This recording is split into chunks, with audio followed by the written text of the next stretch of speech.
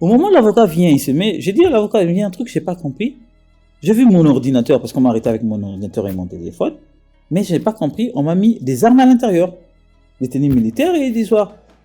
Mon avocat qui réagit et disait, ah, je comprends, tu n'as pas l'information. Oh, quelle information encore?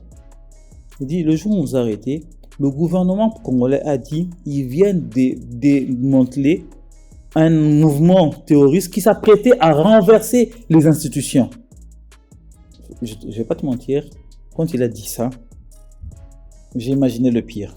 J'ai vu une scène dans ma vie, je n'avais jamais imaginé ça et vu ça. J'ai vu ça en prison la première fois. Alors, chaque avion à Makala a encore un système, il y a, comment on appelle ça? Faux sceptique, passer en prison.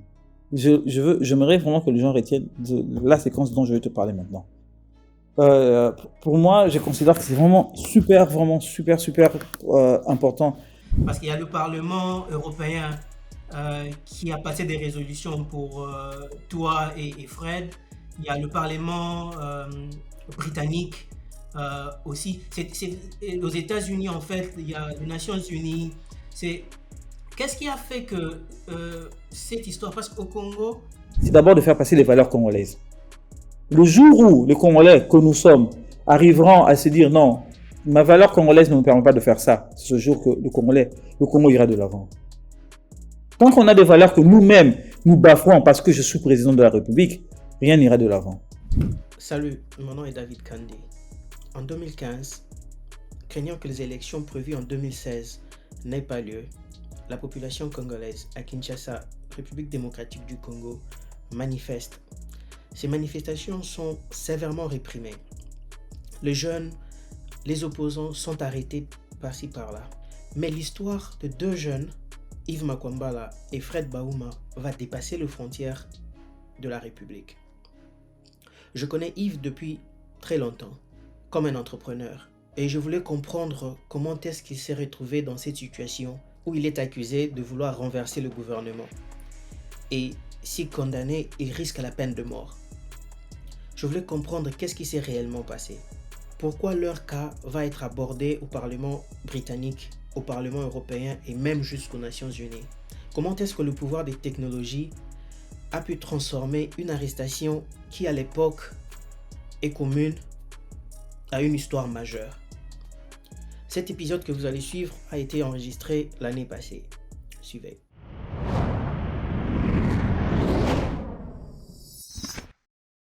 Je m'appelle Yves Makwambala, je suis en premier lieu informaticien de profession, développeur web et membre du mouvement citoyen La Lucha, Lutte pour le changement. Comme tu l'as dit tout à l'heure, entrepreneur de longue carrière, si je peux le dire ainsi. Et aujourd'hui, je réside à Bruxelles où je travaille en même temps, je suis animateur en multimédia. Et dans mes heures perdues, comme j'aime bien le dire, je suis développeur web freelance. En fait, une petite histoire. Moi et toi, on s'est rencontrés. Moi et toi, on s'est rencontrés en ville. Je suis venu avec un ami dans ton bureau. Et ce que je trouvais en fait, c'était extraordinaire parce que je trouvais plus de 6 ou 7 jeunes dans ton bureau assis en train de parler business, de parler entreprise, de développer. À l'époque, tu étais déjà en train de développer, tu avais des clients avec lesquels tu travaillais déjà, tu développais des applications et consorts.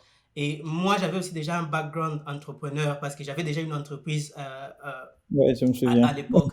Et c'est comme ça qu'on a commencé notre amitié. On était proches et on a travaillé ensemble sur beaucoup de projets. En 2015, on est à Kinshasa. On est en train de travailler sur un gros projet, un gros projet avec un gros budget. Et je te contacte parce que je ne pouvais pas le faire tout seul. Je te contacte pour qu'on puisse travailler ensemble sur le projet. C'était le mois de février, je crois. Je me rappelle Et maintenant. à un moment, le client a signé le contrat. Le client a signé le contrat et on devait commencer à travailler. Et le client a fait un virement à la banque. On a reçu l'argent et j'essaie de t'appeler. C'était au mois de mars. J'essaie de t'appeler, ton numéro ne passe pas. J'essaie de t'appeler, ton numéro ne passe pas. En fait, j'étais un peu frustré. Je me dis, mais ça, c'est vraiment pas professionnel. Euh, on a travaillé pendant plus de 2 mois. pour avoir ces marchés. On a le marché, les clients à payer, on doit travailler et tu disparais. Je te vois plus. J'essaie de t'appeler, j'essaie de te contacter, ton numéro ne passe pas. Alors, comme entrepreneur, j'ai dit, bon, c'est quoi le plan B? Je dois trouver quelqu'un d'autre pour travailler parce que je n'arrive pas à joindre Yves. C'est simplement un mois après, c'est un mois après que j'ai reçu un appel d'un ami à nous, un ami en commun, d'Iderson en Afrique du Sud, Alors, qui m'appelle, il me dit, David, oui, de l'Afrique du Sud.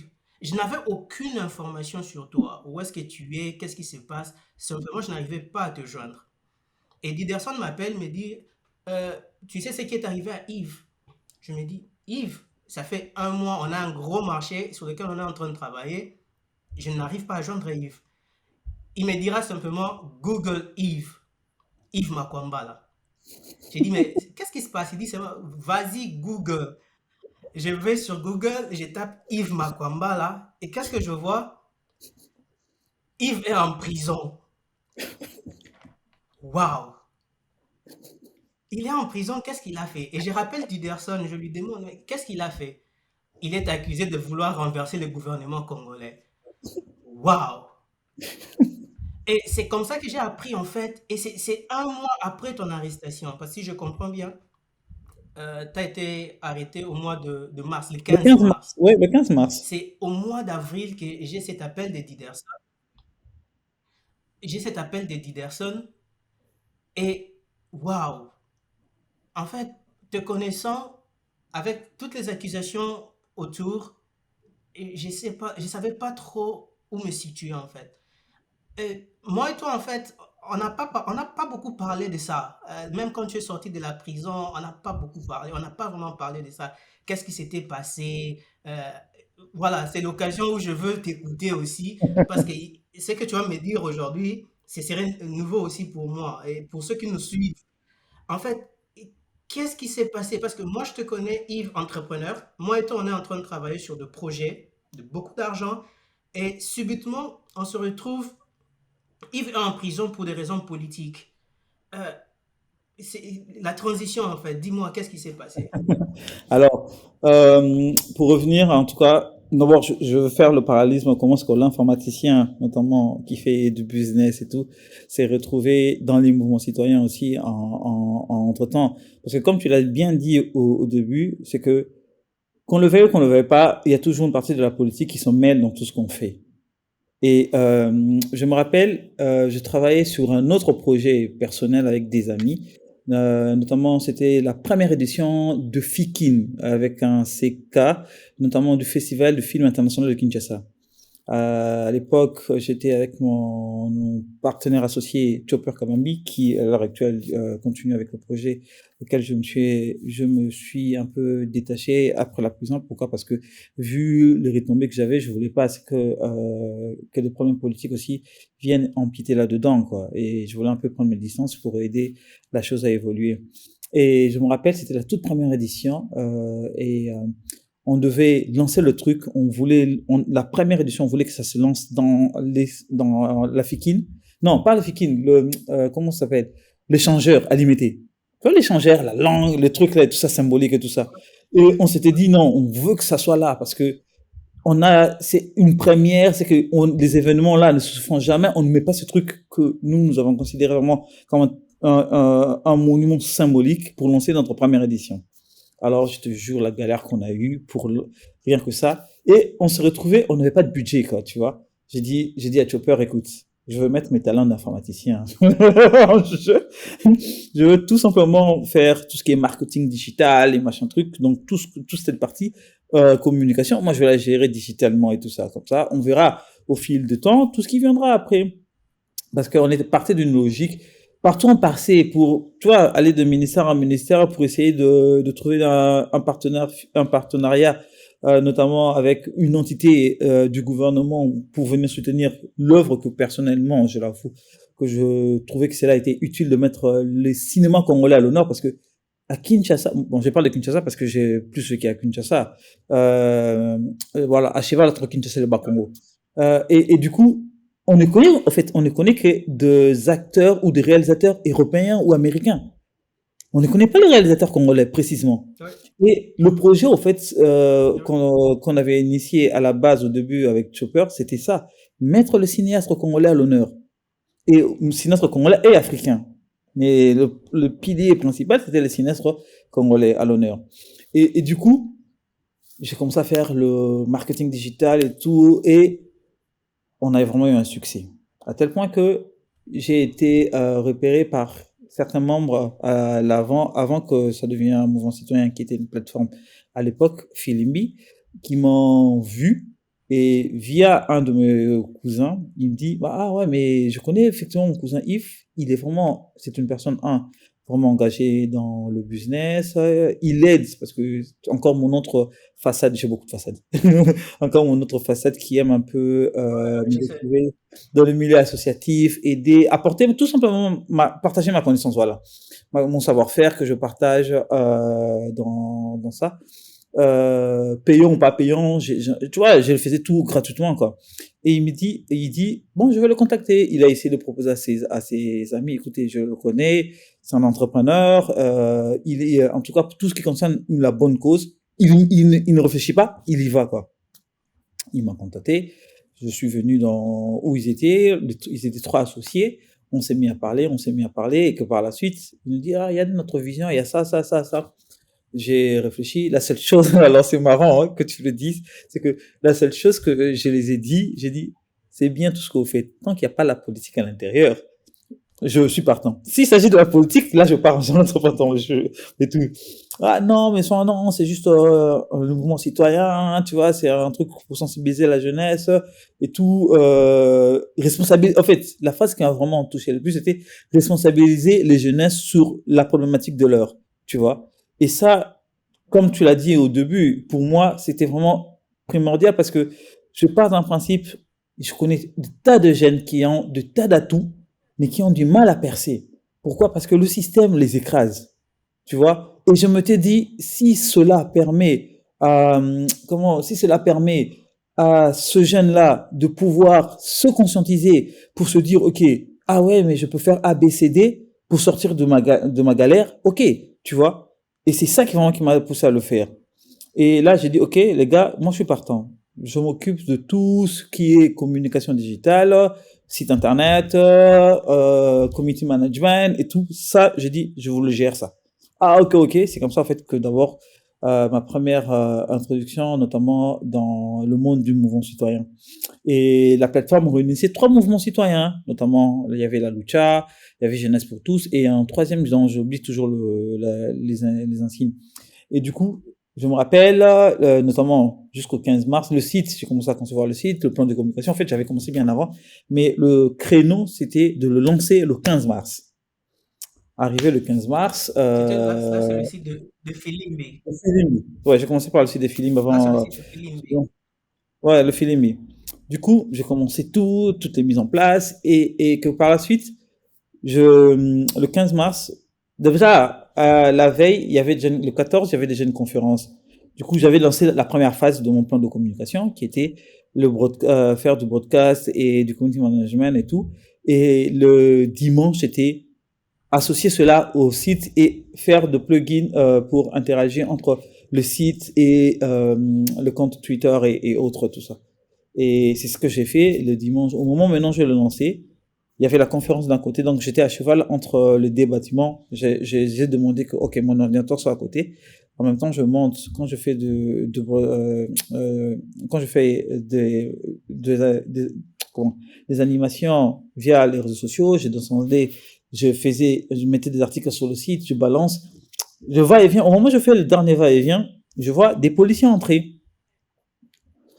J'ai pas capté directement parce que je me rappelle quand on a décidé au fait de faire l'activité, c'était à Massina, et on avait laissé une lettre à la commune. La commune nous a garanti, écoutez, on va sécuriser. Dans la salle, c'était Non, dans la c'était salle Apocalypse, je la crois. salle de C'était Elora Makassi. C'est un studio de musique au fait, Elora Makassi. ok. Et du Ouais. coup, je vois des policiers Vous avez eu venir. l'autorisation de la commune. Oui, de la commune. On a eu, écoute, le pire encore, on a eu l'autorisation de la commune. On a invité. toutes les tendances politiques, majorité, opposition, et des diplomates aussi, tu vois. On veut vraiment faire la chose vraiment, vraiment un truc officiel et ouvert, quoi, donc à la réflexion positive de toutes les parties. C'était ça l'objectif. Et du coup, à un moment, je fais le dernier, donc je regarde l'envoi des données dans le site. Au moment où je remonte, je vois un policier venir entrer et tout ça. Bon, je me suis dit, bon, ouais, c'est la commune, elle nous avait garanti qu'elle allait nous sécuriser. Bon, je vois un policier, je me dis, bon, c'est un gars qui est venu pour notre sécurité. Au moment où j'avance, le gars me tient par la main. Il me dit en lingala, où sont les étrangers? Bah, j'ai pas automatiquement tiqué du même endroit. Moi, je pensais que le gars, bon, on connaît un peu comment sont nos policiers. Le gars voulait juste interroger le gars pour lui demander de l'argent. J'ai dit, bon, je sais pas, mais essaie de voir de l'autre côté. Il me tient encore à la main où je vais partir. Je vois entrer la police militaire. Là, j'ai compris. Je dis, ok, là, ça change un peu la donne. Au moment, allez, on rentre, il va tout le monde, on commence à arrêter tout le monde un peu dans le désordre. Et à un moment, le policier me lâche pour aller arrêter les étrangers. Je vois les journalistes qui étaient là, parce qu'on avait aussi invité la presse locale et la presse internationale. Je vais un peu me griffer, parce que les journalistes en système, quand on fait arrêter, ils ont fait un bloc. Automatiquement, je vais me greffer dans un bloc de journalistes. On nous laisse, ils sortent avec tout le monde, ils arrêtent tout le monde, et à un moment, la dernière personne qu'ils arrêtent, c'était Fred. Fred avait tenu la caméra d'un ami journaliste. On lui dit, ah non, tu nous filmes. Fred qui dit, non, je vous filme pas, regardez l'objectif, regarde vers le bas. Le policier qui demande à Fred, oh, ta carte de lecteur et tout ça. Fred qui dit, non, j'ai laissé à l'hôtel. Il arrête Fred. Moi, voyant ça, c'est moi qui fais le broadcast, non? Donc je me dis, ok, ça c'est vraiment une belle aubaine. Je passe au mode enregistrement. Je filme la scène d'arrestation. Au moment où je suis, pour toi, voir même à l'extérieur le camion pour que les gens, eux, aient cette possibilité de voir le camion qui a arrêté les gens, qui a et tout, un policier me tend son arme. Il me pose la question, qu'est-ce que tu fais? En Lingala, et j'ai dit, automatiquement, la seule chose qui m'est venue à l'esprit, j'ai dit, je vais chercher mon ordinateur. Il dit, ok, on y va avec toi. Et là, je pars lui devant, moi derrière, avec son arme qui pointe sur moi. On y va devant, on y va devant. Et là, je prends mon ordinateur, il me dit, on y va. Et c'est là que je me fais arrêter. Je monte dans le véhicule, direction l'ANER, donc l'Agence nationale de renseignement. J'arrive à l'ANER, on nous met en 3 équipes. Et là, il commence d'abord, parce que moi je me rappelle, ce jour, le dimanche, je suis arrivé super en retard, j'avais pas porté les polos Filimbi. Donc du coup, tu vois, j'étais habillé comme j'ai l'habitude de m'habiller. Donc du coup, on m'a mis dans le même lot que les artistes. On a mis les gens qui avaient les polos Filimbi dans l'eau et on a mis tout ce qui était diplomate étranger dans notre coin. Ils ont commencé à nous enregistrer. Les policiers ont commencé à frapper certains qui étaient là. Bon, moi, heureusement, on m'a pas touché. Ils se sont mis à frapper certains. Et là, on nous met dans un lieu de détention, donc séparé, donc de 3 groupes, le groupe auquel j'étais. Et que par la suite, vers, je crois, il était 22h, 23h, on vient appeler, où est l'informaticien? Je te jure, David, ce jour-là, j'ai eu peur. J'ai dit, mais pourquoi parmi tant de personnes, on en cherche qu'un informaticien? J'ai dit, c'est moi l'informaticien. Viens, le chef veut te parler. C'est là que je monte et que je tombe sur qui? Kalev Moutombe. Et le numéro 1, en fait, de l'ANER. Sérieux? Mais oui, mais tout c'est, tu vois, quand tu dis, mais, Caleb lui-même. mais la première personne, je suis parmi les premières personnes qu'on a interrogées quand on nous a arrêtés. Et la première personne, je peux dire, au bureau de l'ANER, la toute première personne qui m'a interrogé, c'était Kalev. Je le connaissais même pas à l'époque, jusqu'au jour où je l'ai vu. Ouais. J'entre, il était assis à son bureau avec des gens et tout autour de lui. Il me donne une chaise au milieu et tout. Je me mets, il me pose la question, mais qu'est-ce que tu fais? Non, qu'est-ce que toi, écoute la phrase, hein, qu'est-ce que toi qui es avec nous, tu fais dans des mouvements de rébellion? Parce qu'il y a il y a encore un autre chef d'accusation pour lequel je suis poursuivi, c'est terrorisme. Qu'est-ce que tu fais dans les mouvements terrorisme? Oh, bon, tu vois, j'ai dit, j'ai pas très bien compris en fait. Je travaille avec vous, c'est-à-dire quoi? Alors, à l'époque, si tu te souviens bien, je travaillais à l'ITIE, l'Initiative pour la transparence des industries extractives en RDC, Ouais, ouais. auquel j'étais le chef du département Oui, de je sais. l'ANSIT. Et du coup, moi, j'ai posé la question, mais attends, travailler avec vous, moi, j'ai jamais travaillé à l'ANER, moi. Il me dit, oui, tu travailles à l'ITA. J'ai dit, oui, je travaille à l'ITA. Donc, l'ITA, l'ITA qui est une norme internationale, mais qui travaillait sous tutelle de ministère du Plan. Ah, j'ai dit, ah, c'est dans ce Gouvernement sens, congolais. Ouais. pour le gouvernement congolais. J'ai dit, ah, c'est dans ce sens que vous le dites, ok? Si vous le dites dans ce sens-là, ok, ouais, je vous l'accorde. Mais à un moment, j'ai dit, mais la codification, en fait, de mouvement terroriste, ça, je comprends pas. Et c'est là qu'il me dit, ah, mais oui, Philippe est un mouvement terroriste, hein, tu n'as jamais lu leur publication sur Twitter, on lit leurs publications sur Twitter, on suit leur site internet. Oh, je dis non, vous mentez. Philippe, leur site internet, c'est à peine qu'ils viennent de le lancer, puisque c'est moi qui l'ai lancé. J'ai vu le gars réagir. J'ai automatiquement compris, c'est une information que moi je lui ai donnée qu'il n'avait pas. Il dit, tu me mens. J'ai dit, c'est vous mentez parce que moi je l'ai lancé. Et du coup, j'ai pas voulu dire que j'avais déjà tout mis en place parce que j'avais créé à l'époque, Twitter venait de sortir son nouveau fil d'actualité incorporable dans les sites internet. Je venais de découvrir ce truc et la première expérimentation, je l'ai expérimenté sur le site de Filimbi. Donc tout ce qui se passait, en fait, le robot de Twitter retweetait automatiquement. Et du coup, je dis, non, mais j'ai même pas encore mis les informations dans le site. Ouais. J'ai même pas encore mis les informations dans le site que vous m'avez arrêté. Ah bon? Montre-nous le site internet et tout ça. Ouais, j'ai mis le site, j'ai mis. Et là, il a commencé à voir, à poser des questions. Ouais, mais il n'a pas compris. Tu vois, le robot, en fait, récupère les informations et le passe directement dans le site internet. Il me dit, mais toi, tu nous as dit que tu étais le seul qui pouvait le faire. Mais comment se fait-il que ces informations arrivent à être toujours... Au moment où je tourne, je vois comment est-ce que les gens commencent à parler de nous. Je dis, mon Dieu. J'ai dit, alors là, c'est un algorithme. J'ai tout simplement voulu tester un algorithme lorsque j'ai conçu ce site internet qui récupérait les informations et qui les passait automatiquement. Et voilà. Il me pose la question, mais comment on arrête ça? Dans mon cœur, je me suis dit, attends, tu me vois vraiment un idiot pour te dire comment arrêter ça pour que tu me condamnes encore. J'ai dit, en tout cas, je sais pas. Je sais pas. C'est Twitter, il y a Twitter.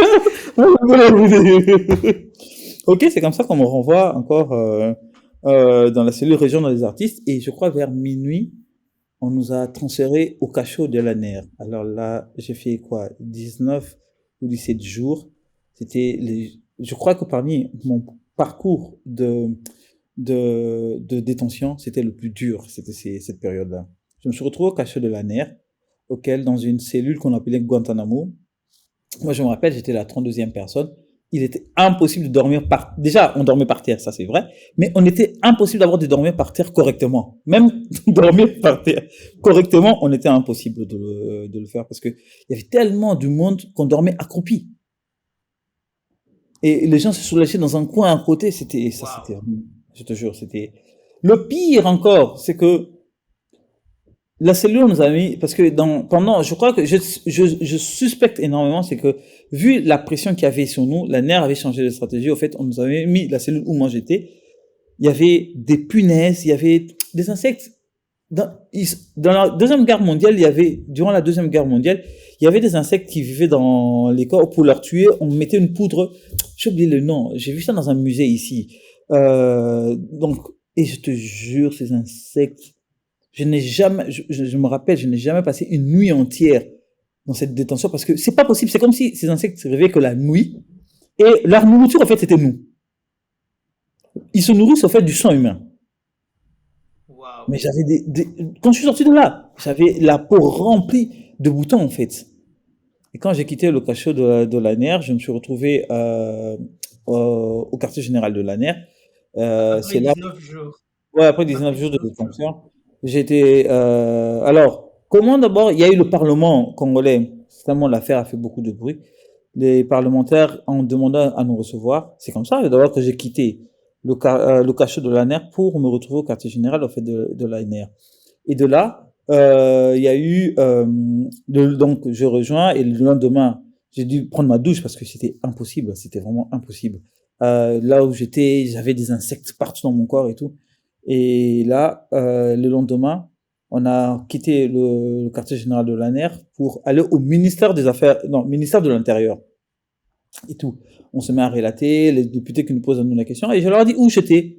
C'est là que j'ai su que l'ANER, logiquement, avait annoncé que cette prison, non pas prison, lieu de détention où j'étais, était fermé. Parce que donc, il n'y avait aucune condition inhumaine. Imagine, c'est une prison auquel, je crois que, non, pas que je crois, d'après ce que j'ai dû entendre, c'est une prison depuis l'époque coloniale. Donc, c'est depuis le temps de Mobutu, c'est là que, en fait, Mobutu avait l'habitude, quand il voulait assassiner des gens qui se révoltaient, c'est là-bas, en fait. Tu vois? Et là, mais d'abord, ils étaient étonnés quand j'ai dit que j'étais à Trois Zoulous. Ça s'appelle Trois Zoulous. Quoi, Trois Zoulous est toujours ouvert. Je dis, je suis la preuve, j'étais là. Ça, Et ça, c'est comme c'est ça. ça, c'est les députés de la majorité ou les députés de C'était une l'opposition qui sont composition venus mixte. poser des questions? C'était une composition mixte. Parce que le Parlement avait obligé que ce soit une composition, donc majorité et opposition.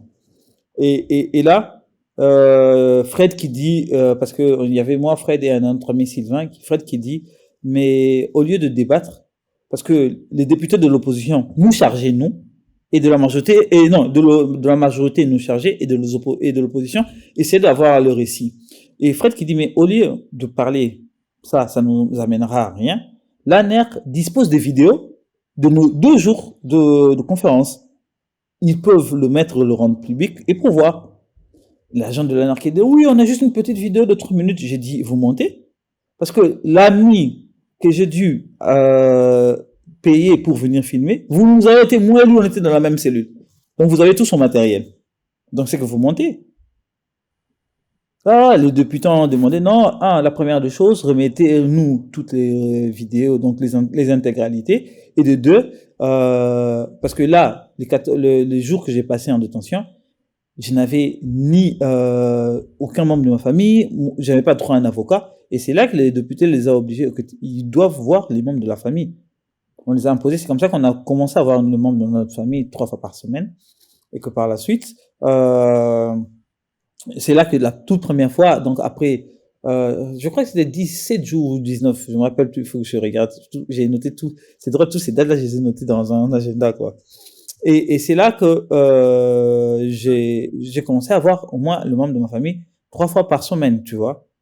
Et ils m'ont apporté des médicaments parce que la première fois qu'ils Ça, m'ont c'est vu. avant, ça, c'est avant de, Mhm. ça, c'est avant d'être transféré dans la prison de Makala. Parce Oui, ça que c'était avant Makala. Ça c'était vraiment ce tout que ce que j'ai je lu, rappelle. c'est que vous avez passé 40, toi 40, personnellement.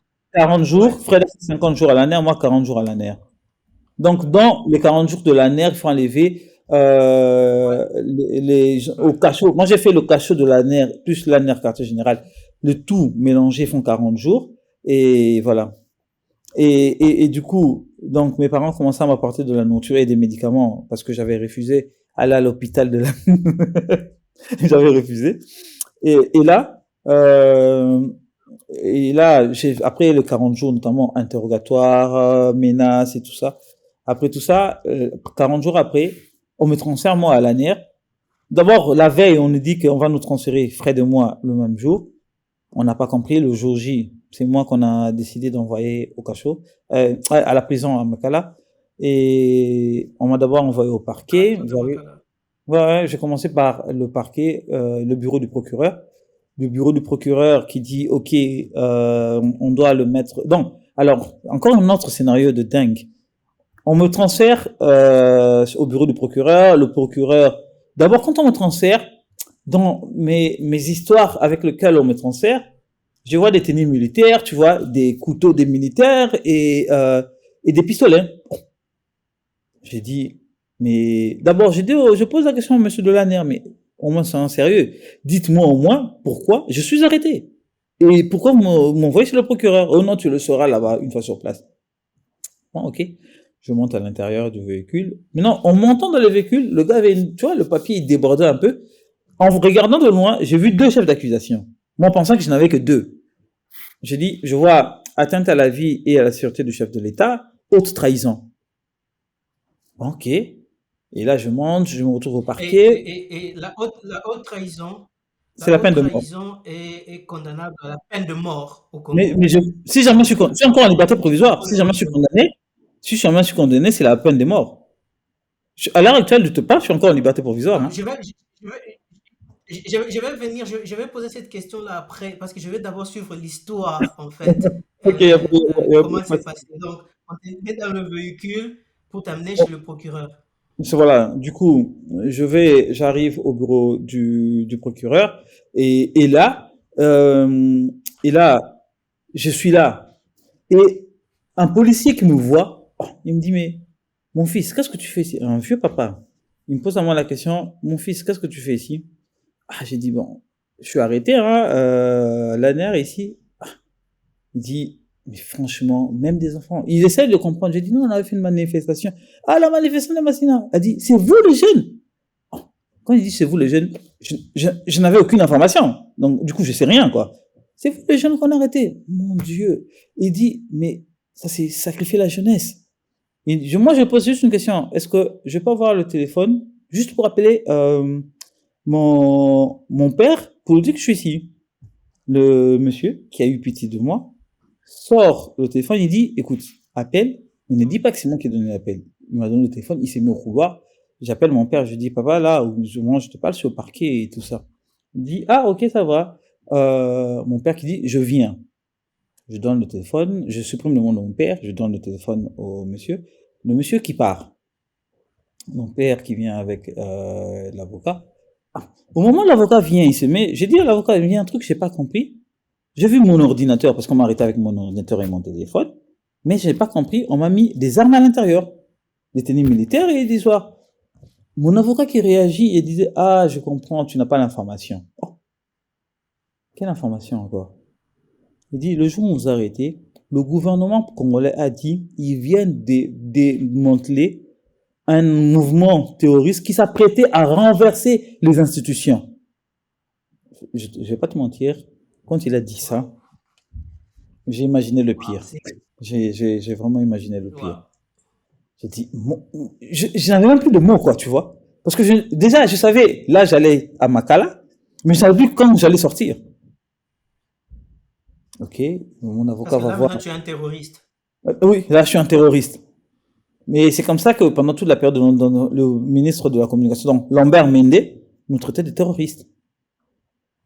Ah, et du coup, il est allé, Non? mon avocat est allé là-bas et tout. Et là, je suis resté. Je crois que j'ai fait un court moment. J'avais un peu perdu la file d'actualité, quoi, tu vois. Et là, mon père, l'avocat qui revient, il dit, ah, Yves, courage. Après, ici, dis-toi que tu dois aller au parquet pour aller voir le greffe. Et en tout cas, on va se battre au niveau du parquet quand on va sortir. J'ai dit, bon, on va essayer, hein, puisque je suis déjà là, c'est pas grave, quoi. Je quitte le bureau du procureur, je me rends au greffe, je monte au bureau du greffe, le gars m'interroge, mon avocat vient notamment pour évoquer les vices de procédure qui a eu lieu, parce que la constitution congolaise dit que une détention de l'ANR ne doit pas dépasser de 48 heures. Moi, j'ai devait faire 40 jours, donc il y a même pas à réfléchir. Déjà, 40 jours. voilà, c'est vraiment une flagrance du système, quoi. Et alors, le pire, c'est que le greffe le reconnaît. Il dit, ah ouais, c'est vrai, l'ANR nous met dans la bara, maître, mais ils font toujours ça. Et là, je me dis, mais le gars le dit calmement, ils le font toujours ça et tout ça. Il dit, écoutez, ma collègue est déjà partie, souffrez que votre client dorme aujourd'hui, et que demain, si ma collègue vient, on va lui accorder sa liberté provisoire et il rentrera à la maison. J'ai dit, au gars, j'ai dit, franchement, ce genre de type de questions, j'aime pas. Dites-moi simplement si vous allez m'envoyer en prison. Basta, j'irai, quoi. Puisque j'ai déjà passé 40 jours à l'année et tout. Le gars qui me dit, non, non, non, regarde, si je Ouais. voulais t'envoyer mon cas là, j'aurais écrit map et tout, tu allais partir. Je dis, bon. Mon avocat me dit, bon, Yves, sois c'est mon courage. J'ai dit, maître, le courage là, j'ai déjà fait 40 jours à l'année déjà. Le parquet et tout, ça changera rien. Une journée ou 2 journées de plus, quoi. Et là, je suis redescendu, j'ai passé la nuit au parquet, le parquet était insalubre comme pas possible. Et le lendemain, le greffe qui me rappelle, je reviens encore le voir, on discute, il nous raconte dans des histoires, il dit, écoutez, ma collègue, parce que je suis arrivé, c'était un vendredi, je suis arrivé vendredi, et samedi, il me dit, écoutez, aujourd'hui c'est samedi, ma collègue c'est une femme enceinte, vous connaissez les femmes, elles sont lentes, mais je suis pas sûr qu'elles viendront travailler aujourd'hui parce qu'à la base, on travaille samedi, mais samedi, vu qu'il n'y a pas beaucoup d'activités, les gens préfèrent rester à la maison. Moi, je vous conseille que votre client dort pour que lundi, quand ma collègue sera là, on pourra le libérer. J'ai dit au gars, j'ai dit, franchement, votre jeu là, il n'est pas clair. Vous allez, si vous voulez m'envoyer en prison, dites-le moi clairement, comme ça je me prépare mentalement à aller en prison. Non, non, et tout ça. Je rentre. Le même soir, j'attends le bus de Makala qui vient et tout le monde commence à paniquer. Ah, le bus de Makala, certains qui pleurent et tout. Et moi, j'étais dans mon coin, ne sachant pas si je vais être transféré à Makala ou pas. Tu vois, je suis resté vraiment dans cet état un peu, avec un point d'interrogation énorme en ne sachant pas qu'est-ce que j'allais faire. Et à un moment, il y a le monsieur qui dit Makwambala. J'ai dit oui, c'est moi. Tu viens et tout. J'ai dit je viens pour aller où? Il dit viens. Il envoie ses gens me prendre et on me met dans le bus direction la prison de Makala. J'arrive, on passe la première Ça, barrière. c'est le samedi. Ça c'est le samedi soir. On passe le premier barrage, on passe le deuxième barrage. Et là, en même temps, j'avais peur d'abord, je me retrouve à Makala, c'était pour moi la toute première fois. Et de deux, j'avais peur que ça soit un sale jeu de la nerf pour me faire un coup, tu vois. Donc, j'avais deux craintes, rien qu'en moi-même, quoi, tu vois. Et j'arrive. La troisième porte, on nous laisse entre les mains des prisonniers. Donc, en fait, la prison de Makala est gérée par les prisonniers en interne.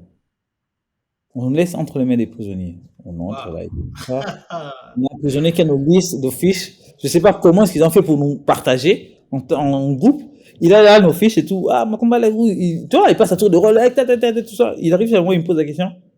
Ma combat là, c'est toi? J'ai dit oui, c'est moi. Qu'est-ce que tu as fait? J'ai dit, mais, dans ma tête, je me suis dit, mais tu as ma fiche devant mes yeux. Si j'ai dit ça, je suis en prison entre les mains des prisonniers, je sais pas comment est-ce que ça risque de finir, quoi, tu vois. Et j'ai dit, non, j'ai vendu la parcelle de mon père et ils m'ont envoyé ici en prison.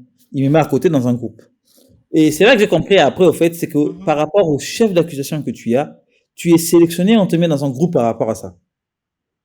Parce que ils m'ont mis dans un groupe partant d'un principe que, ok, oui, il a vendu la parcelle de son père, donc s'il demande de l'argent à son père peut apporter de l'argent pour que nous on ait de l'argent derrière lui. Tu vois un peu comment ce que le raisonnement s'est construit. Et du coup, je me dirige direction pavillon 7. J'arrive. Alors ils ont, Makala a son propre jargon. Ils ont ce qu'on appelle hébergement. L'hébergement, c'est là où tout vient tous les nouveaux qu'on appelle hébergés, qu'on vient mettre à l'intérieur pour qu'ils passent.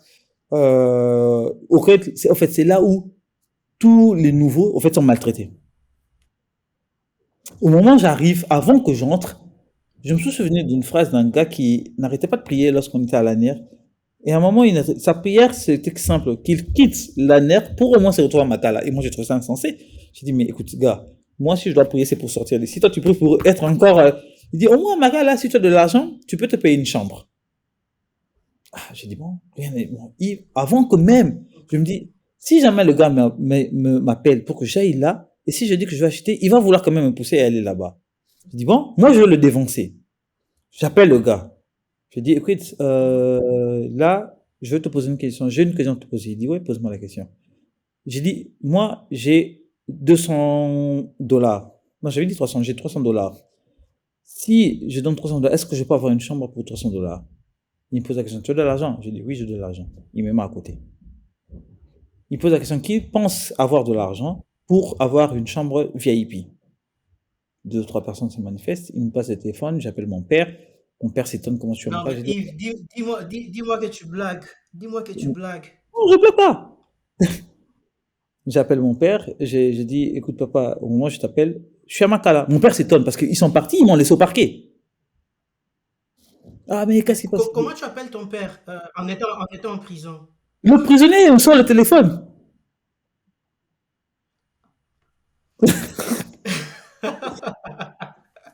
Le prisonnier me sort le téléphone. Les prisonniers à Makala, les prisonniers de la prison de Makala ont des téléphones. Mais tu vas rire, attends, c'est même pire que ça. Ça, c'est même petit, c'est même pire que ça. Le prisonnier m'appelle, me passe le téléphone, donc j'appelle mon père. J'ai dit à mon père, écoute papa, là je suis à Makala, mon père s'étonne, mais on t'a laissé au parquet samedi en nous disant que lundi on va t'accorder la liberté provisoire, tu te retournes à Makala comment? J'ai dit, la question du comment, du pourquoi, ça je veux même pas savoir pour l'instant. Pour l'instant là, il me faut $300 pour être dans de bonnes conditions. Mon père qui dit, Donc, passe-moi le monsieur, je vais lui dire que je vais venir demain. Je mets le haut-parleur, je dis, mon père qui dit, OK, je viens demain, et je fais comment? Parce que l'argent ne peut pas entrer. Le gars qui le dit, si vous êtes là, appelez ce numéro, moi je vais vous faire entrer. OK, j'ai même pas voulu savoir. Il me met à côté avec un doigt à côté. Alors, il me ramène dans le VIP du pavillon où j'étais. Le pavillon 7. Donc alors, je t'explique pour que tu comprennes maintenant la grandeur de te dire pourquoi je te dis même le téléphone là c'est petit. Alors, Makala est gouverné, donc la troisième barrière quand tu passes, elle est gérée par des prisonniers. Le prisonnier a un gouverneur général qui nomme le gouverneur de pavillon. Donc, le pavillon, il y a un pavillon au-dessus, il y a un pavillon en bas.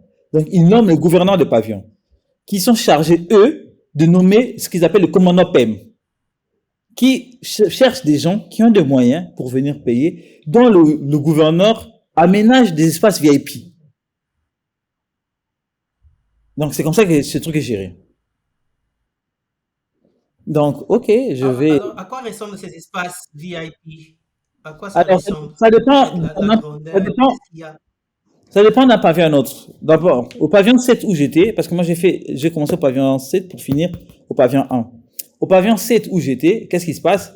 C'est un dortoir que le prisonnier, donc le gouverneur, a équipé. Il a mis des lits, il a mis la télé, les toilettes, donc il a ses prisonniers, donc ses employés, qui viennent C'est nettoyer. le gouvernement. C'est pas le Non, c'est pas gouvernement le qui a gouvernement, équipé ces c'est le endroits. gouverneur de la police et de la prison, un prisonnier. Pour être gouverneur de police et pour être gouverneur de la prison, tu dois être un prisonnier qui est condamné par exemple à vie. Soit tu as tué une personne à l'extérieur et quand tu es en prison, tu te retrouves comme Waouh, gouverneur. Tu vois un peu. waouh. Donc nos gouverneurs, c'était les grands criminels, quoi, tu vois. En prison, ce sont eux le gouverneur. Ouais. Et du coup, qu'est-ce qui se passe? Ok, le gars m'accompagne jusqu'au VIP.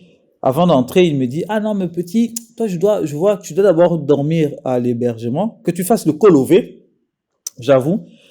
Quand il a dit col-over, je me suis dit, bon, corvée, hein, pour col-over, pour moi, je me suis dit corvée, quoi, c'est nettoyer les assiettes et tout. Ça, et moi, j'ai dit au gars, écoute, il n'y a pas de problème. Si tu me donnes, si tu me retournes là-bas et que je dors là-bas, je veux faire le col-over le matin, il n'y a pas de souci. Mais dis-toi une chose. Si mon père vient, je vais lui dire de me donner, au lieu de 300, 500, j'irai payer dans une autre pavillon. Et tu n'auras pas ces 300. Le gars me regarde, il me dit, ok, viens. Il me donne un lit, il me fait un café, je dors. Je crois vers 5 heures du matin, j'attends, parade, parade, parade, parade. Je dis, mais c'est quoi ça? On est en prison. Même en prison, on peut pas voir la paix. Tout ça. Je me réveille, parade, alors là, je te jure, quoi. Alors là, quand il a dit Colové, j'avais pas compris c'était quoi le Colové. Heureusement, tu vois, j'avais vraiment ma gueule, quoi. Ça m'avait sauvé. Les gens qui sont dans les nouveaux venus, qui se trouvaient dans l'hébergement, on vous réveille vers cette heure là-bas, à 5 heures du matin. On vous met à quatre pattes avec une brosse à dents, un prisonnier sur votre dos, vous brossez le long pavillon. Avec une personne autre, vous massez à quatre pattes. J'ai dit, mon Dieu. Franchement, ça m'avait choqué, quoi, tu vois. Et là, je pose la question au gars qui m'a ramené là, j'ai dit, mais pourquoi vous faites ça? Écoute, il me dit, bon, il n'avait qu'à bien se tenir à l'extérieur. Et en plus, ce sont des bandits qui n'ont pas d'argent. Donc, ils peuvent nous servir, ici en prison, à faire le nettoyage. Je dis, mon Dieu. Il dit, ok, moi je vais dormir. Je vais dormir. Ça, c'était vers 5 heures, hein, le premier parade. Ouais. Deuxième parade, je crois, vers 11 heures. Donc, vers 11 heures, parce que les visiteurs arrivent à midi. Donc, eux doivent faire cette parade-là vers 11 heures. Alors là, David, je te jure, j'ai vu une scène dans ma vie. Je n'avais jamais, jamais, jamais imaginé ça et vu ça. J'ai vu ça en prison la première fois. Alors, chaque pavillon à Makala a encore un système, il y a, comment on appelle ça? Faux septique. Donc, chaque pavillon. Alors, qu'est-ce qu'ils font pour les nouveaux qui viennent, qui ont dormi à l'hébergement? À 11 heures avant que les visiteurs ne viennent, ils prennent tous les nouveaux, on les jette dans la fosse septique pour vider la fosse septique. Rien qu'avec des sons. Sans équipement, rien, rien, rien. David, de ma chambre où j'étais en hauteur, quand j'ai vu ça, franchement, j'étais cassé. Et je me suis dit, Yves, si jamais je m'étais laissé faire et que j'allais dire que j'allais dormir là-bas, c'est ce que j'allais faire. Et là, Le monsieur qui vient encore, qui vient me parler, tout ça, je dis, mais je suis un peu choqué parce que, par rapport à ce que je vois là et tout ça. Et je pose la question, mais c'est quoi le but, au fait, de tout ça? Et c'est là qu'il m'explique, il me dit, ah non, mais tu vois, c'est une manière de mettre la pression aux parents de ses enfants. De telle sorte que si leurs enfants n'arrivent pas, non, pour leur dire, regardez, vous devez venir payer pour que vos enfants arrêtent de faire ça. Et je pose la question, mais si la famille n'a pas d'argent, comment est-ce qu'ils font? Il me dit, mais c'est simple. Tu vois tous les domestiques que tu vois en prison. Ouais, leurs enfants deviennent des domestiques. Et je pose la question, mais vous les payez? Il me dit non, c'est les services, tu vois, leur part de la prison, au fait, ils le font en faisant ça. Mais j'ai dit, oh gars, mais ça, c'est l'esclavagisme moderne. Il dit, bon, il n'avait qu'à bien s'éteindre à l'extérieur. Et c'est tout. C'est ça la réponse. Mais c'est ça la réponse. Je me suis dit, Yves, essaye de rester calme. Et d'abord, essaie d'abord toi-même d'abord de comprendre comment est-ce que tu vas survivre dans ce lieu où violence, bagarre, partout, dans tous les coins, quoi. Et après 10 jours, donc donc 50 jours pour Fred, et 10 jours de moi pendant mon lieu de détention, je suivais la télé et je vois on parle de l'activisme Fred Baouma qu'on va libérer et tout. Non, on va transférer aussi à Makala. Et là, je me dis, merde, mais Fred qui est de Goma à l'époque, ne parlait pas le Lingala parce qu'il a appris le Lingala en prison, en fait, à Makala. Fred qui ne parle pas le Lingala, je me dis, mon Dieu, Fred ne parle pas le Lingala, et s'il descend ici, et s'il ne rend pas compte que sa famille est à Goma, donc j'ai dit, ok, je dois trouver un mécanisme pour le trouver avant qu'il se retrouve dans ce chemin ici, quoi, tu vois. Alors, la chose que j'avais oubliée, tout simplement, c'est que l'émission de TV5 que je suivais, c'était la rediffusion. Fred était déjà là. Et du coup, mais non, ça c'est la première chose. La deuxième chose, comment dire que celui-là, c'est mon collègue avec qui je suis arrêté? Parce que j'ai menti pourquoi je suis ici à Makala. Alors, il y avait un vieux qui était à côté de moi qui n'arrêtait pas de me dire, petit, j'ai l'impression de t'avoir déjà vu. Et moi, je n'arrêtais pas de dire, non, tu me confonds, tu m'as jamais vu. Et au moment où on parle de Fred sur TV5 Afrique, on met sa photo, il en met ma photo. Le gars me regarde. Il me dit, mais toi, je t'avais dit que je t'avais vu. J'ai dit, bon, regarde un peu dans telle circonstance. Comment veux-tu que je te dise que, déjà, je fais confiance à personne. J'ai dit, bon, maintenant que tu sais, écoute, celui-là, c'est mon collègue qui vient de transférer. J'ai expliqué que sa famille est à Goma. Moi, je suis prêt avec ma famille à négocier pour qu'on puisse le mettre dans une même cellule que moi, mais que sa famille et moi, on sait comment on va s'arranger, il n'y a pas de souci et tout ça. Et là, le gars s'est mis à chercher Fred. Alors, le côté positif, vu que quand je me suis retrouvé à Makala, le dossier a eu une très grande ampleur, que lorsque Fred est arrivé à Makala, on l'a directement orienté au pavillon 1. Dans le pavillon VIP, vraiment, tu vois. Et du coup, j'ai cherché pendant une journée, le gars ne l'a pas vu, il m'a dit, oh, il n'est pas encore arrivé. Je me suis dit, bon, moi, si j'ai fait le parquet et tout ça, sûrement lui aussi, il fait un peu toute cette routine-là. Et à un moment, il y a un gars qui vient vers moi, oh non, Makombala. J'ai dit, oh, c'est moi Makombala. Oh, suis-moi. Il y a ton frère qui veut te voir. J'ai dit, tiens, je te connais pas. Je vais pas sortir comme ça pour te suivre tout simplement. J'ai dit, non, mais ton frère ne peut pas venir ici. Oh, j'ai dit, mon père vient me voir visite ici. Et mon frère, comment il ne peut pas venir ici? Ah non, mais parce que il aussi, il est arrêté. Oh. Je me suis dit, on a encore arrêté un autre membre de ma famille, quoi. Du coup, j'y vais. Et c'est là que je vois Fred. Et le pavillon, c'est où j'étais, c'était de grands dortoirs, tu vois. Et là où Fred était, c'était des cellules de 4 personnes. Je trouve que c'est mieux intéressant et mieux sécurisé que là où j'étais. Et à un moment, je parle à Fred, j'ai dit, écoute, si mon père vient, je vais demander à ce que je vienne ici et tout ça. Et mon père, il est venu, j'ai demandé à mon père si je pouvais changer, pour aller dans un autre pavillon. Mon père est allé, mon père devait encore payer $500 pour que je quitte le pavillon où j'étais pour un autre pavillon. Je quitte et c'est là que je suis allé au pavillon. Cet argent est payé aux prisonniers. Voilà, tu as tout compris. Cet argent est payé aux prisonniers. Tu as tout compris. Voilà. Du coup, j'ai quitté le point pour aller rejoindre Fred là où il était. Et on était dans une cellule où il y avait 4 personnes. Et vu que l'ampleur du truc commençait à vraiment monter, on avait vraiment peur. Notre grande peur, c'était qu'on nous empoisonne, quoi, tu vois. C'est la vague où il y avait des prisonniers politiques qui mouraient en prison par empoisonnement. Et ça, c'était vraiment notre grande peur. Et on s'est dit, écoute, on va d'abord essayer d'avoir une cellule, notre cellule, rien que pour nous deux. La toute première des choses. On est allé voir le gouverneur de ce pavillon. On lui dit, écoute, on veut être qu'à deux, on n'a pas confiance à tout le monde et vous connaissez notre dossier, comment il est sensible. Et on craint le pire pour nous, nous-mêmes ici, même étant ici en prison. Et le gouverneur de pavillon nous dit, ok, si vous voulez que vous ayez un truc pour vous deux, vous devez payer $1000. On a payé $1000, on a pu avoir une chambre pour nous deux. Ça, c'était l'objectif numéro un. L'objectif numéro deux, on s'est dit avec Fred, on va créer ce qu'on appelle notre petit coin de paradis. C'est quoi notre petit coin de paradis? Notre chambre, on va l'équiper de telle sorte qu'on ait l'impression qu'on est à la chambre, à la maison. Qu'on ne ressent que la prison que quand on est à l'extérieur. Alors, il y a à l'intérieur de la prison, je te dis, hein, la prison, c'est comme une commune, c'est comme un quartier à part entière, quoi. Il y a un système, ils ont mis en place dans la prison, donc les prisonniers, un système qui s'appelle Kaisalo. C'est l'équipe de maintenance de la prison. L'équipe Kaisalo est venue, on a demandé si on pouvait repeindre, aménager un peu l'électricité parce que les lumières étaient un peu pendantes et tout. On vous donne juste la chambre, c'est à vous de faire le reste. Et c'est comme ça que le reste, on a acheté lit, machin truc, peinture et tout. Alors on s'est dit avec Fred, le temps qu'on passera ici, je crois que ça c'est, si un jour je devais écrire un livre sur ce parcours, ça c'est la partie que je mettrais le plus d'accent. Pourquoi? Parce que je me dis, le jour où je vais écrire un livre, je veux pas que les gens retiennent de moi que Yves était passé en prison. J'aimerais vraiment que les gens retiennent de la séquence dont je vais te parler maintenant. Pour moi, je considère que c'est vraiment super important cette partie au fait de notre vie de détention qu'on a eu à faire. On s'est dit avec Fred, la première des choses, on va utiliser notre temps en prison positivement, donc le rentabiliser. Et de là, qu'est-ce qu'on a eu à faire?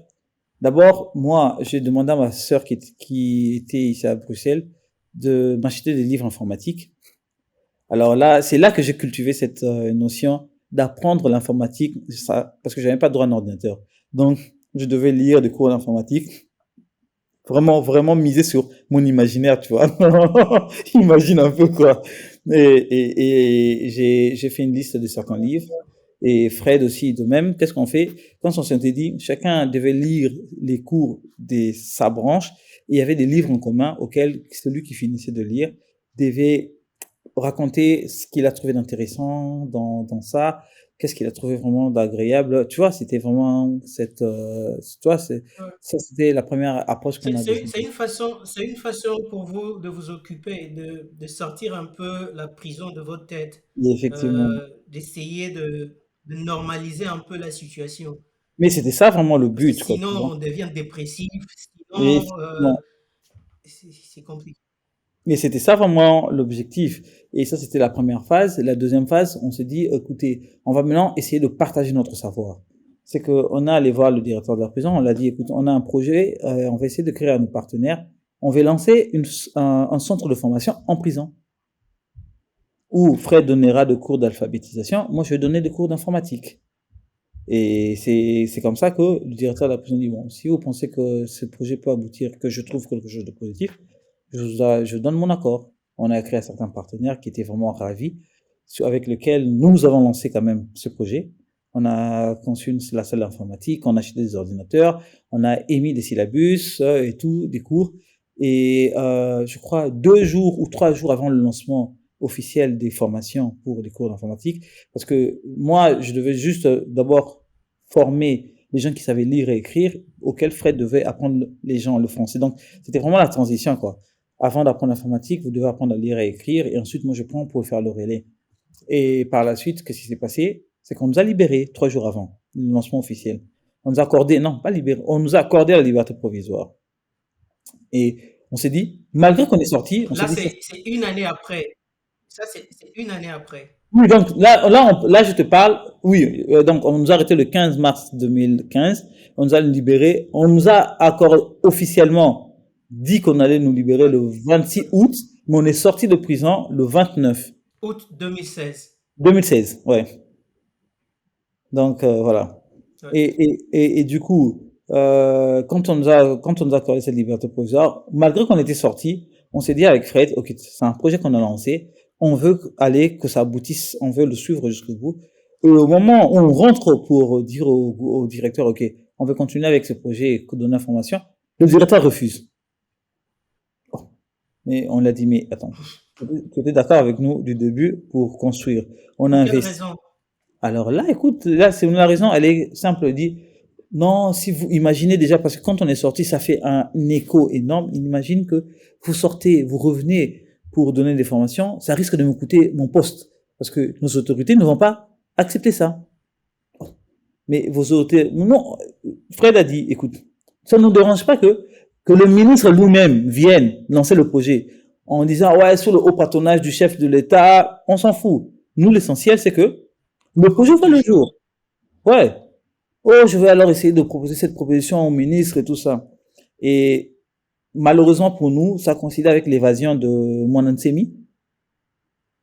Tu te souviens de la grande fuite de Ah Mwanantsemi et tout ouais, ça. je me rappelle. Ouais, Et, je me rappelle, ouais. et du coup, c'est drôle, ce qui m'a toujours étonné, les gens ont fui, hein, ils ont pillé les machines, ils ont brûlé la salle. C'est comme ça que le projet n'a pas vu le jour. Tu sais.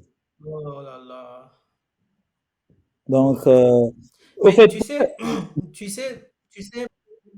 moi, de ce côté-là, parce que passer en prison, c'est une expérience d'ailleurs, mes connaissances, je sais que c'est difficile. Je me vois pas être en prison. Euh, mais, et toi, passer par là, avec toutes les accusations, euh, et ce sont des accusations sérieuses, ce sont des accusations accusation. Ouais, c'est sérieux. qui peuvent conduire à la peine de mort. Ouais. Ouais, ce sont des accusations sérieuses. Mais toi et Fred, vous avez pu prendre cette situation difficile, essayer de la transformer, essayer de la rendre vivable et aussi en même temps essayer d'apporter votre soutien euh, à d'autres prisonniers, essayer d'enseigner l'informatique, créer cette salle de formation en informatique. Et, et c'est intéressant, c'est vraiment intéressant que en passant par tous ces mensonges qui a été formaté, vous avez ces temps-là, vous avez ces cœurs-là de pouvoir faire quelque chose pour les prisonniers dans ce sens-là. Je pense que ça, c'est quelque chose qui inspire en fait. Ça, moi, ça m'inspire personnellement. Je pense que c'est une histoire qui va inspirer d'autres personnes aussi à voir que peu importe la situation dans laquelle on est, ou on est en train de passer, on peut toujours essayer d'aller au-dedans de nous, essayer de puiser Mhm, quelque chose de meilleur, tu mhm, vois, et mhm, d'essayer de le sortir dans ce sens-là. Moi, je voudrais beaucoup plus parler aussi comment est-ce que la situation est devenue internationale. Parce qu'il y a le Parlement européen qui a passé des résolutions pour toi et Fred. Il y a le Parlement britannique aussi. Et aux États-Unis, en fait, il y a les Nations Unies. Qu'est-ce qui a fait que cette histoire, parce qu'au Congo, les prisonniers politiques, on en a tous les jours, surtout dans les années 2016, mhm, avec les élections qui étaient en cours. C'est tout ce que tu dis à la télé, tout ce que tu dis sur Internet, on t'arrête. Et même nous, par exemple, moi, personnellement, je ne savais pas trop prendre position parce que je travaille, j'ai des contrats avec le gouvernement, j'ai des contrats avec les gens de l'opposition et partout. Étant qu'entrepreneur, c'est difficile en fait dans cet environnement de prendre position. Tu comprends en fait mhm. ce que je Non, dis. je comprends Pour ce que tu quelqu'un veux qui dire. n'a pas vécu au Congo, c'est difficile de comprendre parce que déjà, peu importe ce que tu vas dire, ça va rien changer et tu vas te retrouver en prison aussi. Ouais, Tu ouais, vois? j'en ai fait ouais, Et, ouais. Et maintenant, pourquoi toi, Yves et Fred, pourquoi votre cas est allé aussi loin, par exemple, le Parlement britannique, le Parlement européen, les Nations Unies, c'est tout. Moi, j'étais là et voilà, je voyais mon ami sur tous les réseaux sociaux, sur Internet, et Perso- voilà, pourquoi c'était un cas différent. Personnellement, si tu me poses la question, je suis incapable de te dire le pourquoi et le comment. le simple fait que nous soyons devenus en fait ces personnes, comme on le dit, emblématiques. Mais je dirais quoi, si je me dis, essaie un peu de réfléchir, qu'est-ce qui a fait à ce que cela devienne de la sorte, je pourrais dire tout simplement, peut-être le simple fait que, au préalable, tu vois, je dirais la technologie, hein. Je dirais la technologie, les réseaux sociaux. Ouais, ouais, Parce que personnellement, c'est la ouais, seule excuse, c'est le seul mot que j'ai, quoi, tu vois. Parce que on doit se le dire, ni t'étais la technologie actuelle, peut-être certaines personnes n'auraient jamais connu, en fait, nos cas. ouais. Et je pense que Et- Amnesty International a fait du bon boulot. non, non, ouais, Amnesty avec la International a campagne, vraiment Yves, combattu. ça, je Ouais. suis tout à fait d'accord avec toi. Non. Mais c'est comme tu l'as dit, c'est comme tu l'as dit, c'est les technologies, Mhm. c'est Internet, ce qui a fait que l'histoire puisse aller. Parce qu'on ne comprend pas un jeune comme toi qui est entrepreneur, parce que beaucoup de gens te connaissent aujourd'hui sous cet aspect-là, activiste, droits Euh, humains. Mais moi, personnellement, je te connais comme entrepreneur. Parce que moi et toi, on a fait des choses, on a travaillé sur des projets et consorts. Cette partie entrepreneur, beaucoup de gens ne connaissent pas parce que t'es t'es venu, t'es arrivé aux yeux de tout le monde comme un activiste, effectivement. quelqu'un de droit, d'humain et consorts. Mais en fait, étant entrepreneur dans les technologies, tu savais comment utiliser les technologies. Tu savais, et ton Effectivement. entourage aussi, c'était les gens Des informaticiens et qui tout avaient ça. accès aux technologies, qui savaient exactement, comment est-ce qu'on peut rendre cette histoire virale, par exemple sur Internet. Et c'est ce qui s'est Euh, passé. Oui, mais je te dis, pour moi, en tout cas, c'est vraiment le seul mot que j'ai à dire, c'est la technologie, parce que comme tu viens de le dire si bien, mon entourage aussi était constitué que des informaticiens qui savent comment est-ce que travailler sur la viralité d'une information, et voilà. Et le campagne qu'il y a eu avec Amnesty International et le relais communicationnel, il est passé à ABC. Il faut se dire aussi, le mouvement avec lequel je travaille, qui est un mouvement qui, avec la grande jeunesse qui a ils sont super forts aux nouvelles technologies sur le plan de relais de la communication qu'ils ont aussi énormément apporté en plus, tu vois. Exact. Ouais, exactement. Mais disons maintenant, au point où on en est, tu as été libéré, toi et Fred, vous avez été libérés en 2016, nous sommes en 2022 aujourd'hui. Où en est-on en fait sur ces accusations? Parce qu'actuellement, il y a eu un changement de régime, il y a eu un changement de gouvernement au Congo depuis 2018. Depuis Ouais, 2018. Où on en est maintenant en termes où on en est en termes de ces accusations en fait? comme je dirais, malheureusement, pour Fred et moi, nous sommes encore en liberté provisoire. Et bon, je ne, parfois je le dis pour rire, parfois j'y crois aussi. Je crois que si on avait fait un peu l'allégeance au chef de l'État, peut-être ces charges allaient être abandonnées. Mais vu qu'on l'a pas fait, les charges sont encore, pèsent encore sur nous. Donc, on est encore en liberté provisoire. Et je me rappelle, quand je suis revenu en Belgique pour passer mes vacances, c'était en 2018. Oui, je suis venu passer mes vacances en 2018. En principe, je devais rentrer à Kinshasa.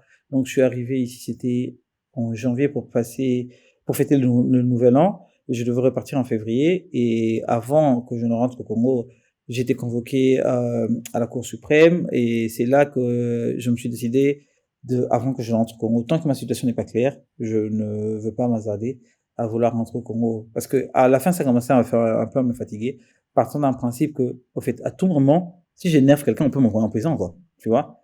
Et je me rappelle même, pour sortir, pour venir passer mes vacances, parce qu'à la base, avec la liberté provisoire, que ce soit Fred, que ce soit moi, on n'a pas le droit de voyager.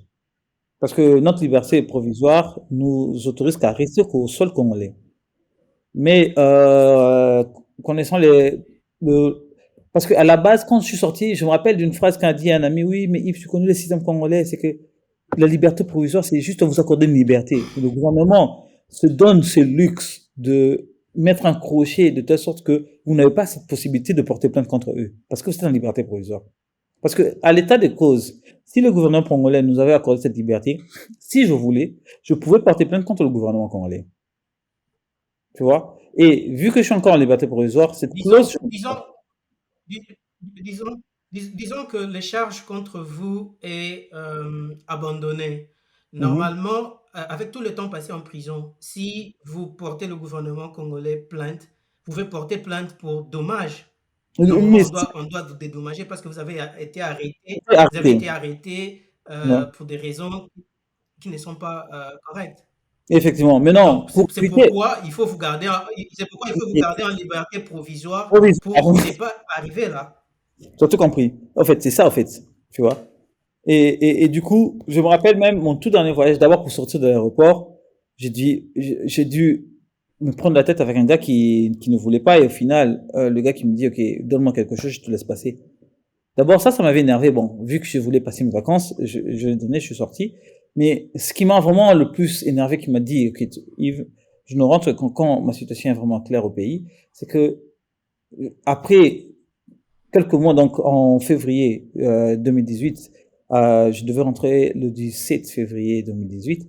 J'apprends que je suis convoqué le 15 au parquet, et non, à la Cour suprême. J'ai dit, bon, écoutez, soyons sérieux. Si c'est pour Mhm. reprendre encore ce scénario de ma vie, j'ai beaucoup de choses à faire plus importantes que d'attendre, si jamais j'ai énervé qui que ce soit au passage sans le savoir, de me retrouver encore en prison. Et c'est comme ça que je me suis dit, bon, c'est comme ça que je vis maintenant à Bruxelles. Euh, toujours dans l'informatique. Ouais. Ouais, on s'est vu à Bruxelles, À Bruxelles. Ouais, c'est ouais, quand? c'est à Bruxelles, ouais. C'était, ouais, on Pendant s'est les vu à Bruxelles en oui, 2021. Non, c'est 2020, 2019. 19, voilà, De- 2019, pendant les vacances d'été. 2019. Ouais, ouais. Et là, Ouais. je me rappelle, là, je venais de me lancer en freelance. Je crois, hein, ouais, je crois que je venais de me lancer ici en freelance aussi. Donc, c'est Ouais, ouais. ça. Mhm. Ouais, super. Non, mais écoute, ton histoire, c'est la première fois que j'écoute, que j'écoute, j'apprenne en fait. Et j'ai appris beaucoup de choses de la vie en prison. Ce sont des choses, en étant à l'extérieur de la prison, on ne sait pas ces choses en fait. Il faut que quelqu'un qui vienne de là vous dise ces choses pour que vous puissiez le croire. Tu vois, savoir que une partie de la prison est dirigée par les prisonniers.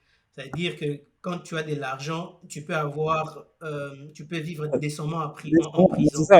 Et Ouais, quand c'est ça. tu n'as rien, c'est l'enfer en fait. Donc le Mhm. droit de l'homme, les droits humains sont bafoués comme ça. Donc voilà, je pense qu'il y a beaucoup de choses qui doivent changer. Mais j'ai une question encore pour toi, Vas-y, vas-y. euh, parce que étant jeune entrepreneur au Congo, je sais cette frustration que nous avions tous, en fait, parce que toute personne normale qui réfléchit, sans être partisan, avait cette frustration-là de voir que malgré les efforts, malgré tout ce qu'on essaye de faire, il y a toujours...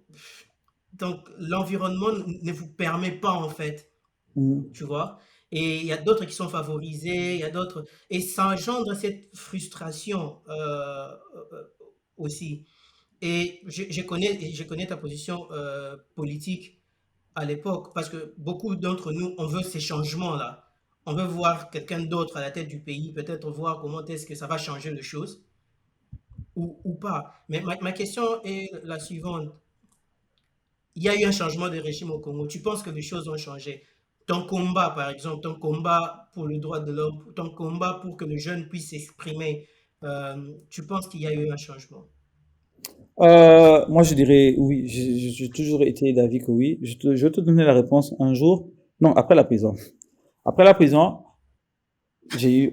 on a eu plusieurs sollicitations, hein, notamment certains camps politiques nous proposaient des postes et tout.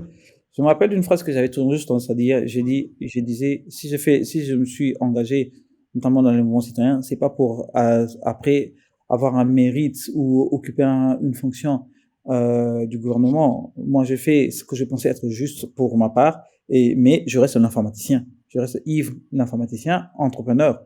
Et pendant, lors d'un échange avec des diplomates, quand je dis diplomates, donc diplomates étrangers et politiques et acteurs de la société civile, il y a un monsieur qui me pose la question, mais voilà, un monsieur qui me pose la question en me disant, est-ce que tu penses si Kabila partait, tu pensais que qui peut être ce Congolais qui va changer le Congo, comme la France, la Belgique, les États-Unis?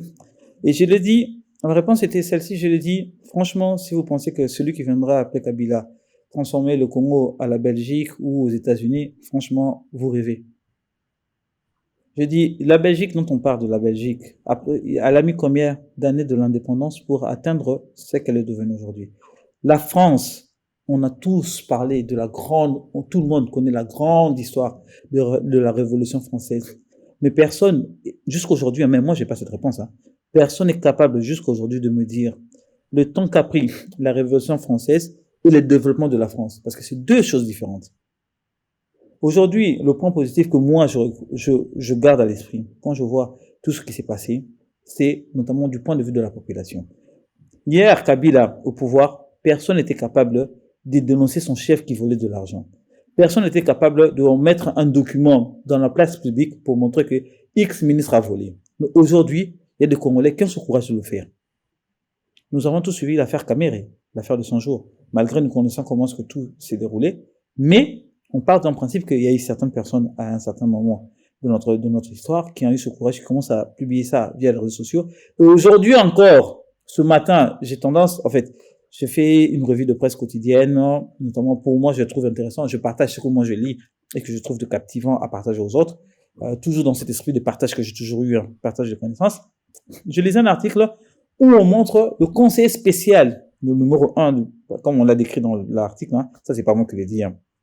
Ils décrivent, il dit, il a été filmé en train de négocier un marché en disant aux gens, si on négocie ensemble, moi je sais comment est-ce que je veux faire passer vos documents afin que vous ne puissiez pas avoir des problèmes de corruption et moi je retire ma part, je sais comment est-ce que je veux blanchir mon argent. Imagine. Tu vois? Et pour moi, ça c'est la première étape. La résilience, la dénonciation. Parce qu'on avait atteint un niveau où quand on voit quelque chose de mal, on prenait sur nous, on disait c'était correct. Ça doit arriver. Maintenant, on a atteint un stade où quand quelque chose n'est pas correct, les gens, même s'ils ne sortent pas pour manifester, ils font d'abord la première chose, on ne veut pas. Ou on te, on te met devant la place publique. Tu vois? Et ce n'est que ce stade. Le prochain stade maintenant qui reste, c'est dire aux gens, quand vous voyez ça, vous avez d'abord fait la première force. Vous ne êtes plus les gens passifs auxquels, quand vous voyez quelqu'un voler, vous restez calme. Quand vous voyez quelqu'un voler, vous dénoncez. Maintenant, il faut passer au second acte. Quand vous voyez quelqu'un qui vole, maintenant, allez l'arrêter et le mettre devant la justice. Maintenant, c'est ça qu'il faut. Tu vois? Et ça, pour moi, ça, c'est un processus. Maintenant, la bonne question que moi, je me suis toujours posée, que j'ai pas encore la réponse, et je crois que sur cet angle, vraiment, qu'on doit tous réfléchir en tant que jeunes, c'est de dire, comment on fait pour accélérer les choses? Tu vois? Parce que Ouais. ce processus peut nous prendre 15 ans, peut nous prendre 10 ans, peut nous prendre 5 ans. Un exemple que je donne toujours d'un pays qui a connu une longue période de guerre, mais qu'aujourd'hui, on voit, ils ne sont pas suffisamment riches comme nous, mais qui vont plus vite que nous, c'est l'Angola. Après une longue période de guerre civile, comment expliques-tu que l'Angola Ouais. arrive à se remettre de cette longue période de guerre que nous, jusqu'à aujourd'hui, on n'arrive pas? Tu vois? En fait, je suis allé en Angola en 2012. euh, et il y a quelque chose qui m'a frappé en Angola. En 2012, l'Angola, bon, je sais que actuellement il y a des situations, il y a des difficultés financières, C'est dans économiques tous les pays du dans monde. le pays avec Mhm. le pétrole. Bon, je sais pas, maintenant les choses ont changé. Mais en 2012, quand moi je suis allé, il y a une chose qui m'a frappé en Angola, c'est c'est en fait la mentalité de la population. Mhm, mhm. C'est la première des choses qui m'a frappé parce que c'est vrai qu'ils étaient en boom économique avec le pétrole et consorts. Il y avait de l'argent, les gens avaient du travail à l'époque parce que je sais qu'ils ont connu des situations difficiles dans les deux, trois Ok. dernières années, Mhm. 5 dernières années ici. Mais la chose qui m'a beaucoup frappé, c'est cette mentalité de la population. il y a tu sens cet attachement, cette fierté d'être Angolais. C'est ce que Mais j'ai c'est pas- remarqué. Venant du Congo, c'est ce qui m'avait beaucoup frappé en premier, c'est ils étaient fiers d'être Angolais, tu vois. Et on peut dire que ils sont fiers parce que tout va bien, la situation économique, elle est bonne, ou sinon, c'est juste une mentalité qu'on est fier étant Congolais. Parce que étant Congolais, en venant du Congo, on n'a pas cette mentalité, on n'est pas fier de notre pays. Tu sais ce que je veux dire? mais On je n'est pas comprends. vraiment Et fier de tu as notre tout à fait pays. raison. Tu sais, hein, beaucoup de gens pensent la fierté d'une personne vis-à-vis de son État, c'est avoir de l'argent. Mais non, c'est d'abord être fier d'être fils de ce pays. Mais cette fierté vient quand le Ouais. pouvoir en place vous donne cela, tu vois.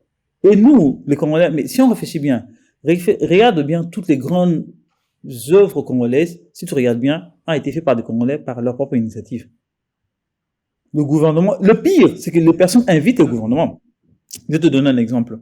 Moutomodi Kembe, il a conçu une Mhm. grande hôpital. Mais Ouais. comment est-ce que ce gars a galéré avant un truc de ce standing, le monsieur veut financer via les différents ASBL qu'il a. Mais malgré cela, tu vois, le gouvernement ne l'avait pas rendu la tâche facile. Tu vois un peu, Mhm. d'une autre part, c'est que le gouvernement, même le gouvernement, au fait, c'est comme si tu es dans une maison auquel tu as un père qui n'arrête pas de dire que tu es un fils idiot et que tu ne vaux rien. En fait, c'est ça même. Ouais. Mais moi maintenant, ma question, c'est que euh, les politiciens ne vont pas nous sauver. Ça, on doit être clair. Les politiciens ne vont pas nous sauver. Parce qu'on a vu les années, c'est quoi, 20 ans, 25 ans passés. On a vu que les politiciens ne peuvent. Depuis, disons simplement depuis l'indépendance, les politiciens ne peuvent pas nous sauver. Et moi, je me dis toujours, on ne sera pas sauvé. C'est comme Youssoupha, dans une de ses chansons, Youssoupha dit, on ne sera pas sauvé par les gens intelligents, on Mhm, sera sauvé par les gens bien. mhm, mhm, On mhm. sera sauvé par les gens bien. Et je pense que nous n'avons pas beaucoup de gens bien au pouvoir. On n'a pas beaucoup de gens bien. Mais ma question est la suivante. Comment est-ce que on peut faire naître cette fierté sans que le gouvernement ne nous le donne, par exemple? C'est comme j'ai donné l'exemple de l'Angola. La chose qui m'a frappé en Angola, c'est que tu sens vraiment que la population, elle est fière d'être angolaise. Tu comprends? Mais Ouais, je chez comprends. nous, c'est pas Et la moi chose. aussi, ouais. On a cette phrase qu'on dit toujours, vendons ces pays et partageons Voilà. de l'argent. C'est tout ce Est-ce que c'est toi qui qu'on vas dit. changer le pays?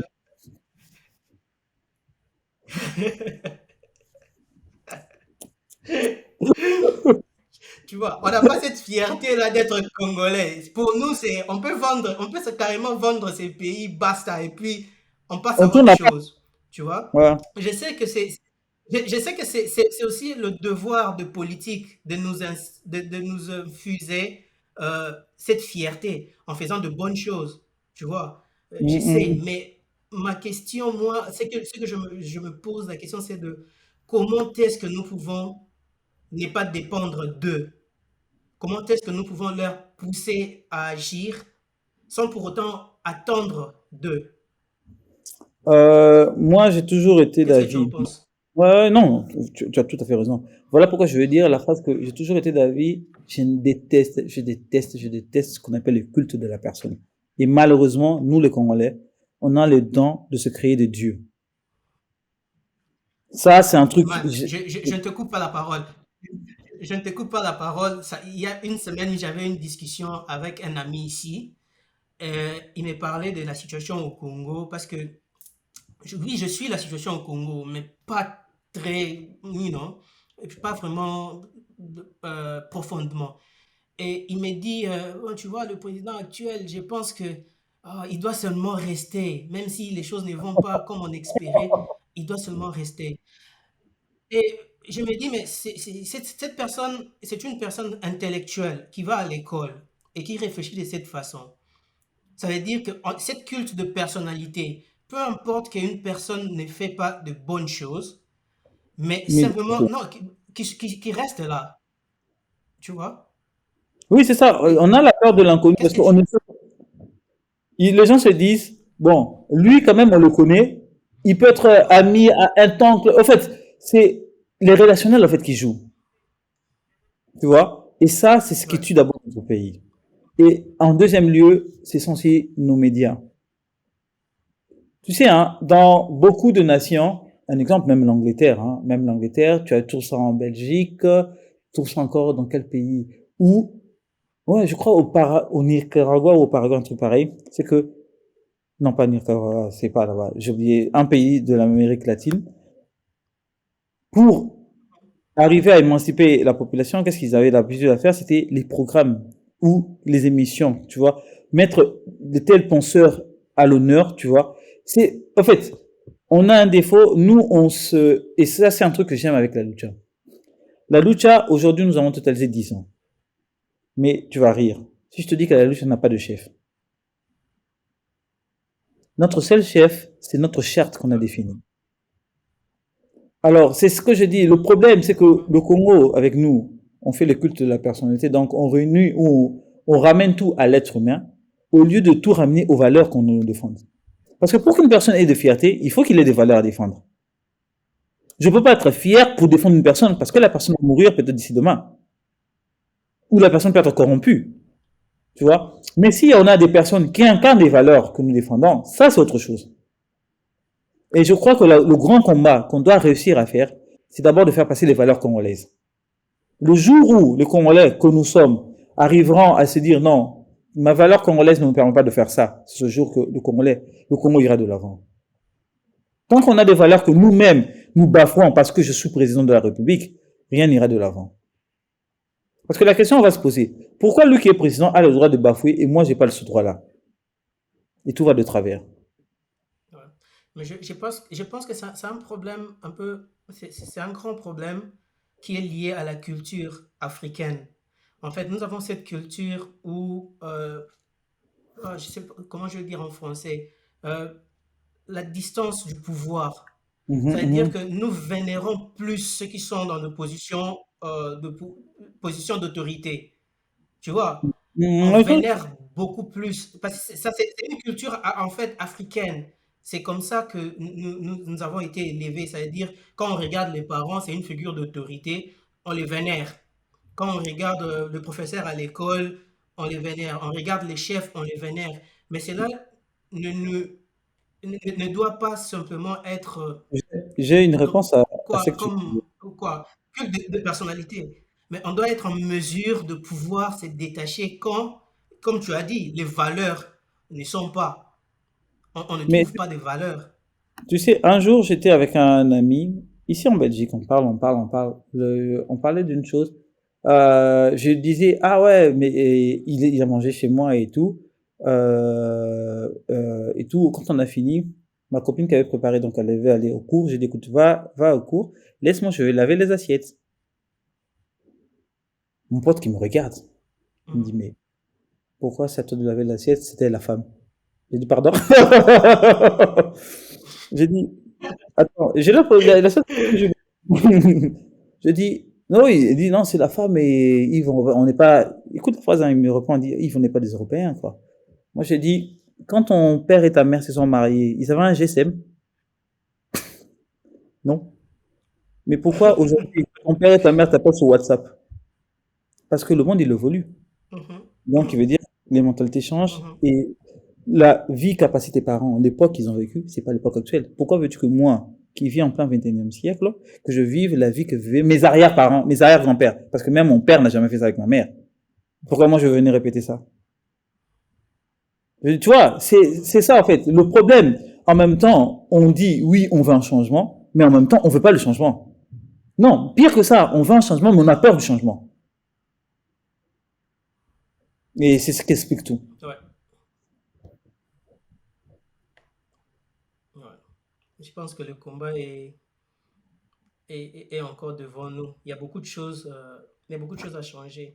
Mais Mais moi, je pense, moi, personnellement, je pense que nous avons vu ça avec Mosé Laurent Désiré Kabila, par exemple, quand il est arrivé au pouvoir avec le slogan de changement de mentalité. mhm, mhm. Nous avons vu que il y a beaucoup de choses qui ont changé à l'époque. Par exemple, les gens s'asseyaient à deux Mais devant voilà.